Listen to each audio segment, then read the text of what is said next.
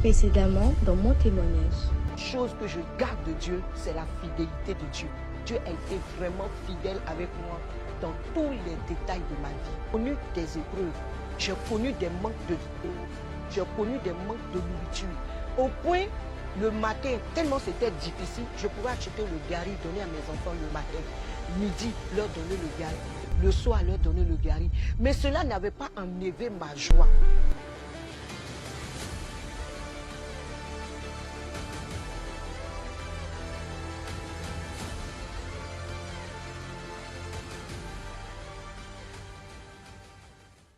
Quand je suis arrivée chez la maman, je lui ai dit, ah, j'ai vu que tu as un petit atelier de couture. Est-ce que je ne peux pas faire une cellule ici, tout et tout? Elle dit, ah, tu es venu en quoi ton affaire de Dieu? Malgré que tu souffres, tu es venu ton affaire de Dieu. Je dis, mais Dieu est réel. Je veux faire une petite cellule. Donc elle m'a dit, bon, quand je finis de faire ma couture à 18 h, tu peux faire la cellule. Tenez-vous bien, je ne savais pas que c'était là que mon ministère allait commencer. Et j'ai poussé ces fauteuils le lendemain. J'ai commencé la cellule. Il y a 2 personnes qui sont venues. Dieu les a visitées. Et dans mes balades, je priais pour les gens. J'avais fait une cellule aux 2 plateaux avec une amie. Quand je suis partie, de temps en temps, je passais là-bas. Ces femmes-là aussi me soutenaient un peu. J'avais prié pour une sœur que je ne savais pas que par elle, Dieu allait passer pour me faire du bien. Je veux dire à quelqu'un qui sait Dieu, qui calcule, qui pense que non, c'est ici ma bénédiction va venir. Je vous dis, s'il y a un truc que Dieu peut tout te dire, mais il y a des choses qu'il ne te dit pas pour te surprendre. Dieu me parlait de beaucoup de choses, mais il ne m'avait pas dit comment ça allait se passer pour être jusqu'à ce stade. Mais ce qui est sûr, Dieu était dans mon bateau. Je suis allée prier pour la fille de receveur à Gamé. Je ne savais pas qu'elle avait le sida. Et je jeûnais beaucoup. Et puis je veux dire à tous ceux qui me regardent, qui veulent servir Dieu, il y en a qui ont peur de jeûner. Tu ne peux pas aiguiser. Tu ne peux pas être efficace dans le ministère si tu n'aimes pas le jeûne et la prière. Et malgré mes difficultés, je jeûnais, je priais. Souvent même, je n'ai même pas l'argent pour descendre. Souvent, c'est un petit morceau de pain. Mais je jeûnais, je priais. Beaucoup. Je jeûnais, je priais. Je jeûnais quand le Saint-Esprit me mettait à cœur, pas dans le vide, quand le Saint-Esprit me mettait à cœur de jeûner, de prier, de jeûner, je jeûnais. Parce que la prière, tu peux la faire tout le temps, mais le jeûne, souvent, Dieu peut te conduire dans le jeûne. Je le faisais. Et la vie de consécration, la méditation. Aujourd'hui, il y a plein de jeunes, il y a plein de personnes qui disent Dieu m'a appelé, mais ils ont peur de jeûner. Mais comment tu peux tuer ta chair pour que Dieu se révèle à toi? Et souvent, je me retirais aussi, une semaine, je laissais mon lit, je me retirais à l'église pour aller prier Dieu, pour chercher la face de Dieu. Aujourd'hui, c'est un constat que j'ai fait. Beaucoup n'aiment pas la présence de Dieu. Les gens aiment leur lit au lieu de se retirer dans l'église de Dieu. Au point où aujourd'hui, on ne voit même plus les gens aller se retirer. Avant, en notre temps, les gens pouvaient aller jeûner 20 jours, 21 jours. Pourtant, ils disent qu'ils sont appelés. Tu ne peux pas faire l'œuvre de Dieu avec ta chair. Il faut que l'Esprit te remplisse pour que tu puisses donner aussi en retour à d'autres personnes. Et lorsque je suis arrivée à Yopougon, chez la maman, j'ai commencé à jeûner, j'ai ouvert la cellule. Et puis, je ne savais pas que j'avais guéri une fille qui avait le sida. J'étais assise un matin. Avant, il n'y avait pas le portable, c'était les fixes. J'avais donné le fixe de mon voisin, un vieux qui était au quartier là-bas. Le voisin m'appelle, me dit, ah, servant de Dieu. Quand j'ai commencé la cellule, les gens ont commencé à venir. Les gens, le Seigneur a commencé à guérir des gens. Le Seigneur a commencé à faire des miracles. Moi-même, quand le Seigneur m'utilisait, j'étais étonné. Parce que pour moi, je n'ai jamais imaginé que ma vie allait basculer comme ça. Et puis Dieu a fait grâce, on m'appelle. Je m'en vais prendre le téléphone. On me dit, oui, c'est vous, la prophétesse. Oui, je dis oui. Vous avez prié pour une soeur là, elle est guérie, son papa a rendu le témoignage. Et les gens d'Afrique numéro 1 veulent vous rencontrer parce qu'ils ont une émission mystère et cadence. Ils voudraient que vous veniez démontrer la puissance de Dieu. En temps, c'est quelque chose que je n'ai jamais fait. Et puis, ils m'ont dit, bon, que le journaliste qui est là veut vous parler. Il s'est présenté, je suis le journaliste Aimé Doa, et qu'il y a un monsieur que je connais sa fille, elle avait le sida, vous avez prié pour elle. Donc je me suis rappelé parce que je me promenais pour évangéliser. Et quand il y avait des cas de maladie, je rentrais chez les personnes pour prier pour eux. Et quand on me disait, soit peut-être revenez demain, donc j'étais allé à Gamé faire une évangélisation. Et j'ai rencontré cette jeune soeur, je suis allé prier pour elle. Or, le Seigneur venait de faire le miracle. Et c'est ainsi que j'ai parlé à le journaliste. Je lui ai posé la question. Il dit non, il faut que tu viennes le jeudi qui vient. On va faire une émission avec toi parce que ce miracle-là, c'est trop palpable. Or, le Seigneur voulait utiliser la prière que j'ai faite pour cette jeune fille pour restaurer ma vie. Parce que je n'avais même pas de vêtements. Tenez-vous bien. La galère m'avait tellement touché que si vous me voyez, vous ne pouvez même pas me reconnaître. Mais dans ça, je n'avais pas régné Dieu. Je veux dire à quelqu'un, tu ne peux pas servir Dieu à l'envie. Tu ne peux pas servir Dieu puis te faire plaisir. Il y a un temps, tu vas boire le vinaigre avant de manger le bon plat. C'était compliqué, mais dans ça, là, je me suis passé pour faire le ministère. Et Dieu a fait grâce. Le jeudi qui a suivi, le dimanche, j'ai fait le culte quelque part, puisque je n'avais pas encore un lieu de culte. Je suis rentré, je priais pour une jeune soeur. Dieu allait la tirer pour venir. Je vais dire à quelqu'un, Dieu va mettre toujours des corbeaux autour de toi, même dans les épreuves. Elle est venue, la soeur Evelyne, elle est venue me saluer. Puis je lui ai dit, ah, j'ai une émission. On m'a dit d'aller faire une émission à Africa numéro 1. Mais je vais partir jeudi. Elle me dit, maman, est-ce que tu as une tenue? C'est un corbeau que Dieu m'a envoyé pour venir m'habiller. En temps, il avait une vécu. Elle me dit, ah, la dernière fois tu as prié pour moi, ma situation s'est décantée, je vais t'habiller, maman. C'est pour vous dire que Dieu a envoyé la sœur parce qu'il savait que je devais partir à une mission.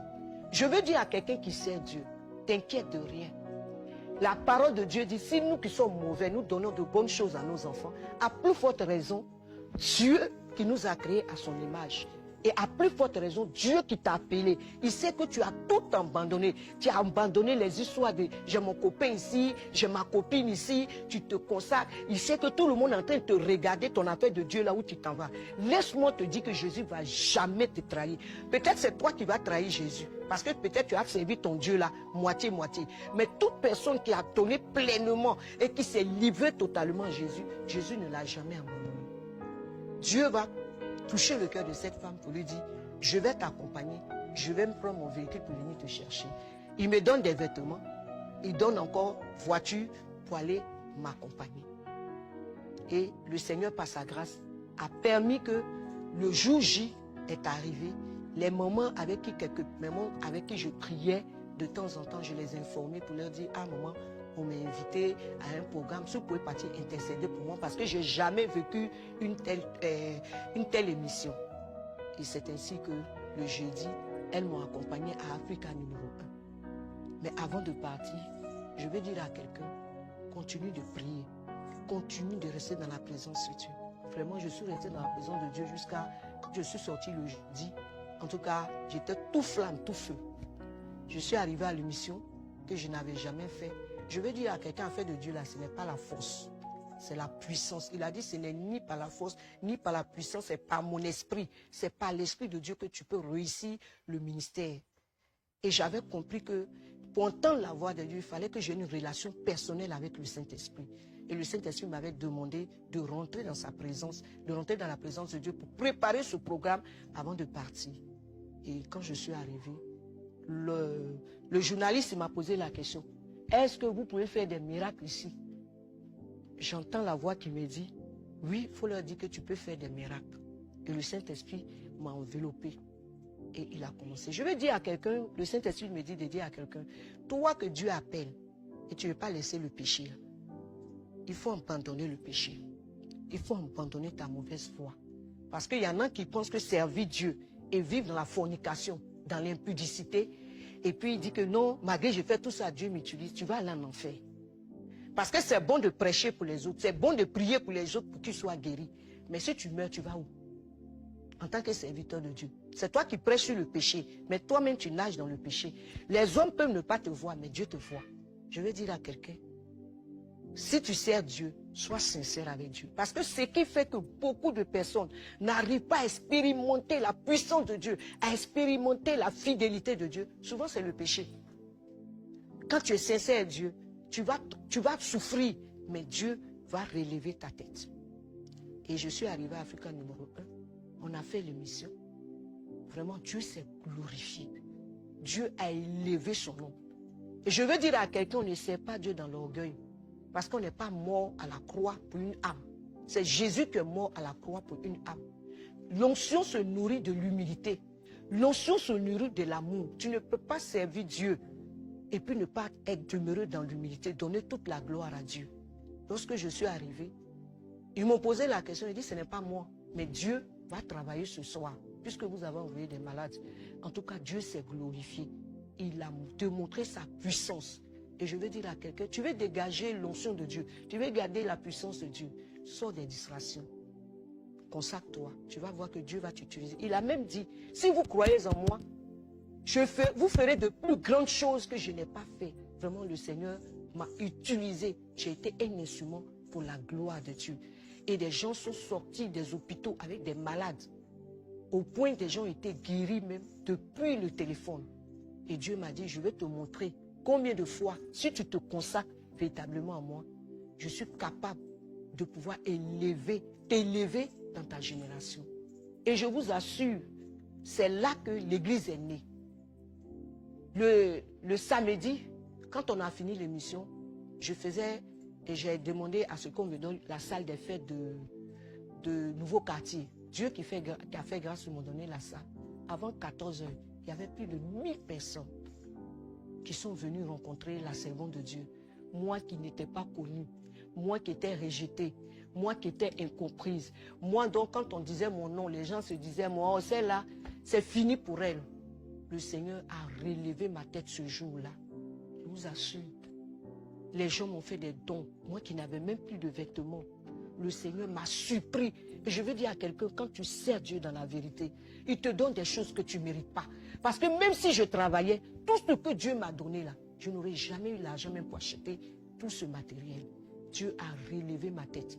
Et pendant que ce jour-là, j'ai fait ce programme, il y a une dame qui m'a approché de côté.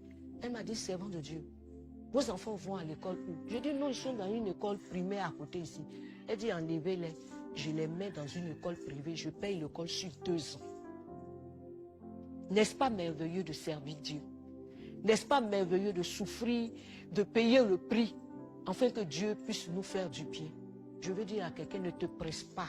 Ce que tu vois en ville et puis tes yeux brillent là, Dieu va te donner jusqu'à ça va te dépasser. La Bible dit, c'est la bénédiction de l'Éternel qui enrichit. Il ne l'a fait suivre d'aucun chagrin. Laisse le Seigneur te transformer. Laisse le Seigneur te former.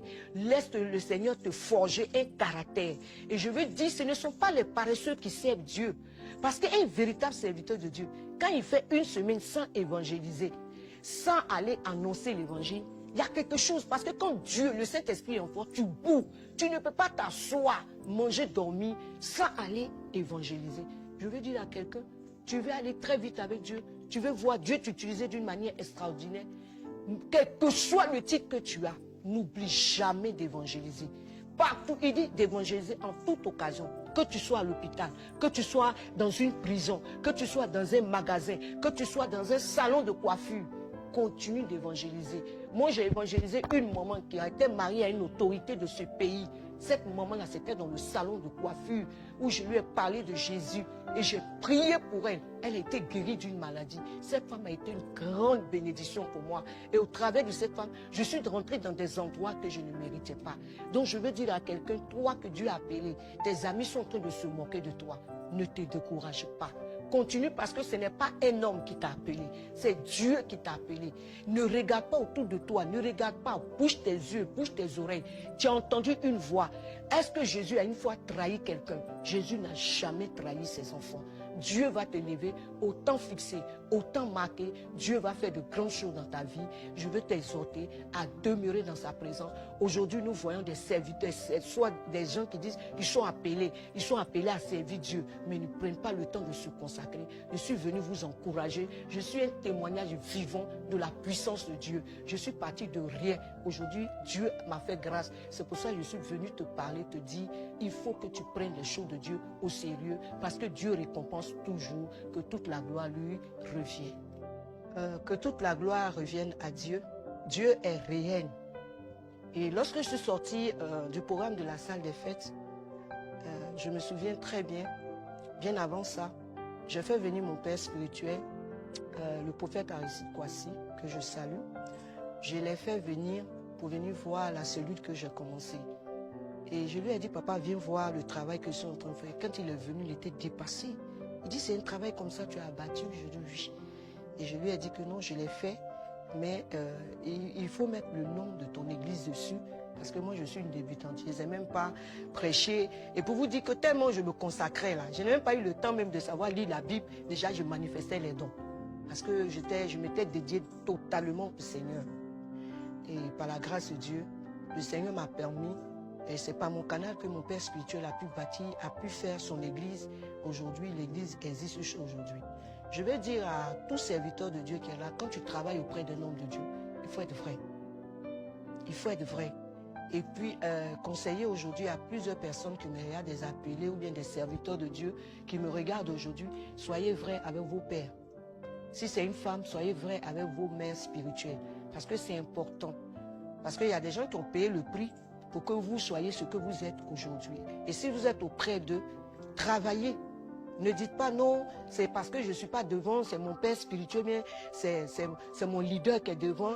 Et puis tu vas négliger, non, si le jour que je quitte, je m'ai fait pour moi, c'est là, je vais me donner. Ce que tu fais pour les autres, c'est ce qu'on fera pour toi demain. Il faut être serviteur avant de devenir aussi leader. Avant d'être leader, il faut être serviteur.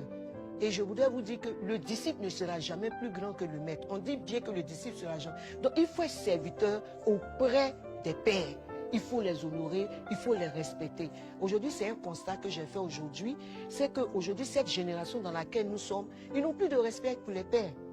Ils n'ont plus. Parce que pour eux, quand ils font le ministère, dès qu'il n'est même pas bien formé, il s'en va faire son église, il est pressé. C'est pourquoi vous voyez qu'aujourd'hui, nous sommes en train de partir dans un temps où les gens, beaucoup sont en train de fermer les églises. Parce que c'est comme une mangue. La mangue n'est pas mûre, tu t'en cueilles, tu t'en t'installer. Alors qu'en toute chose, il faut se faire former. Est-ce que je me fais comprendre? Il faut se faire former.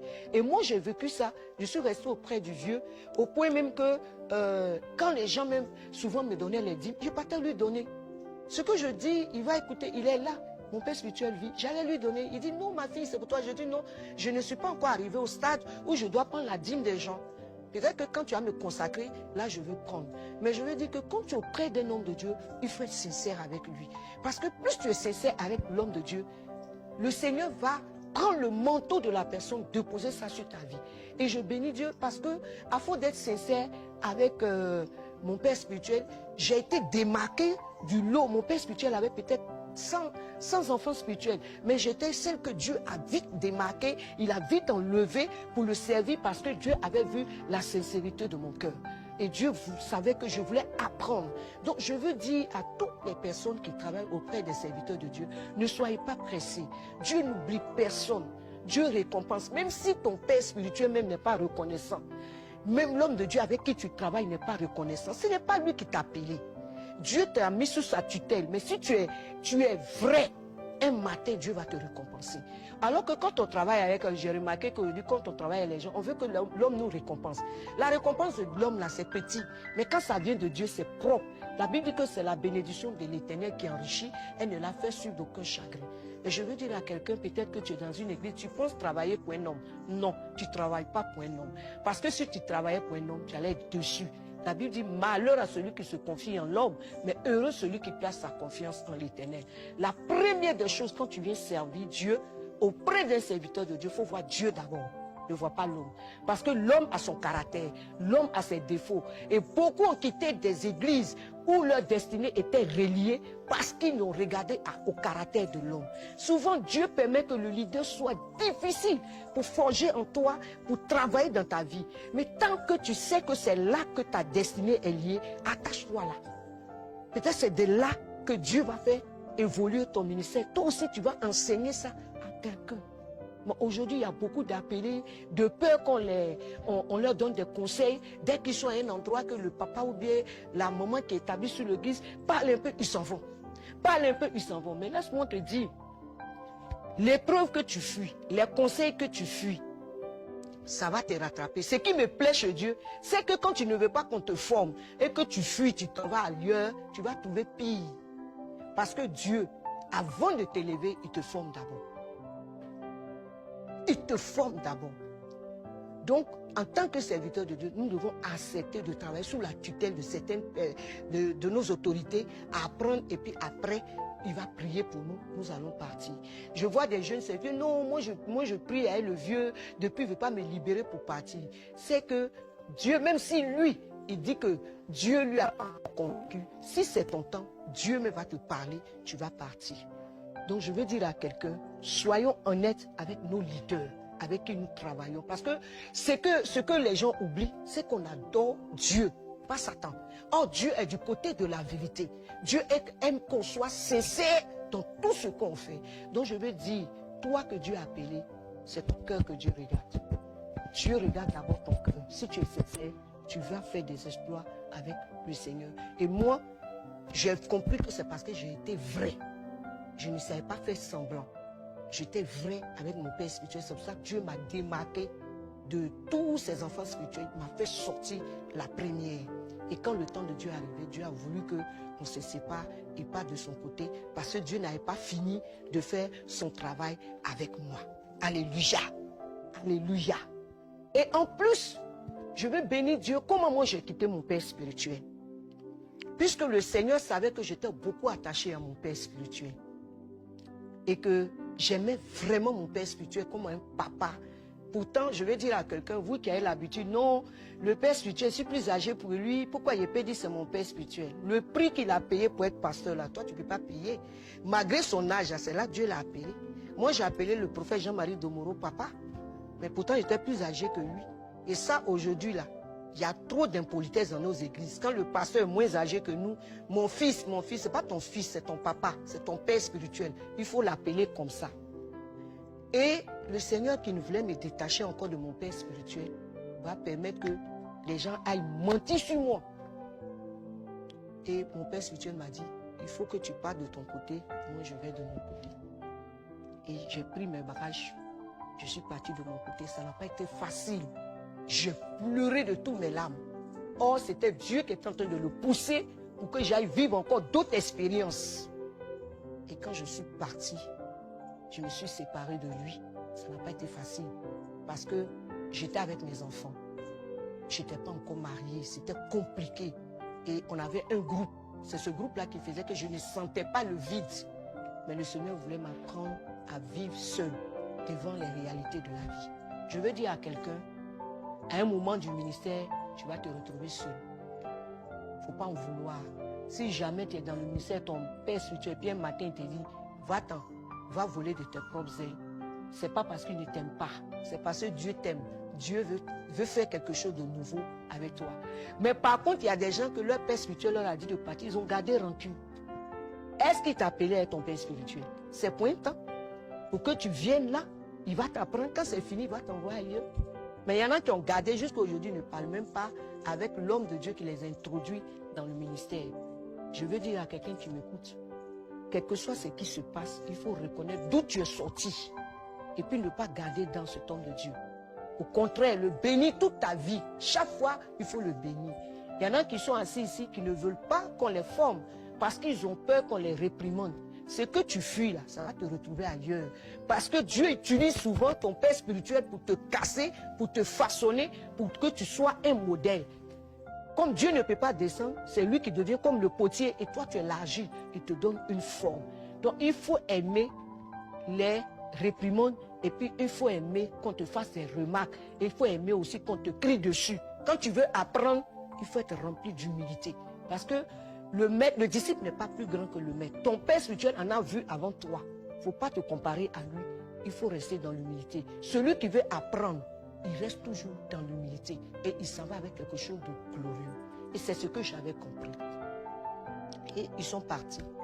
C'est ainsi que j'ai commencé à prier pour les gens. Et puis je commençais dans le salon de ma mère. À Yopougon, j'ai intégré la maison de ma mère des mois après. Comme je vous avais dit, je partais dans l'intention. Le Seigneur m'a envoyé au nouveau quartier. Et je suis parti intégrer le salon de ma mère. Arrivé là-bas, il n'y avait pas l'eau, il n'y avait pas courant. Donc, vers 17h, 16h, je faisais la cellule. Il arrivait quelquefois des gens qui passaient. Je vais dire aux gens qui aiment écouter les injures là. Quand tu es homme de Dieu, tu vas entendre beaucoup de choses. Souvent, il y a des gens qui passaient. Celle-là, elle allait faire brodel jusqu'à... Comme ça n'a pas marché, elle vient dire les servants de Dieu. Ils oublient que Dieu prend les brigands, il prend les mauvaises personnes pour en faire pour sa gloire. Je veux dire à quelqu'un, à cause de ça, depuis Dieu t'appelle, tu as honte. Il ne faut pas avoir honte. Hein. Il faut sortir de ton carquois, il faut aller servir Dieu. Parce que Dieu, là, au travers de ta vie, va faire sortir peut-être des milliers de personnes qui ont eu une mauvaise vie. Donc Dieu, il sait pourquoi il est venu te prendre. Donc il faut sortir de là. Toi qui hésites depuis, tu es en train de te battre avec Dieu comme Jonas là. Il faut accepter la peine. Parce qu'au lieu de lutter là, Dieu là, lui t'attend. Tant que tu n'as pas accepté de le servir, lui t'attend. Or si tu acceptes maintenant, il va aller avec toi. Mais plus tu vas retarder, tu risques de faire 20 ans, 30 ans dans la souffrance. Et Dieu, par sa grâce, a permis que je mette la cellule là. Ça n'a pas été facile. Un quartier qu'on t'a vu en train de chauffer, aller en boîte de nuit. Le Seigneur te ramène dans le quartier pour dire tu es pasteur. Quel injure, je n'ai pas entendu. Mais j'avais compris en qui j'avais mis ma confiance. Mais Dieu qui fait les choses, au fur et à mesure que la cellule grandissait, il y en a qui venaient pour voir est-ce que vraiment Dieu m'a appelé. Mais quand ils venaient, Dieu m'utilisait pour leur donner des paroles de connaissance. Dieu m'utilisait pour les guérir. Et de bouche en oreille, la cellule a commencé à partir. Au point où la cellule, il n'y avait plus de place au salon.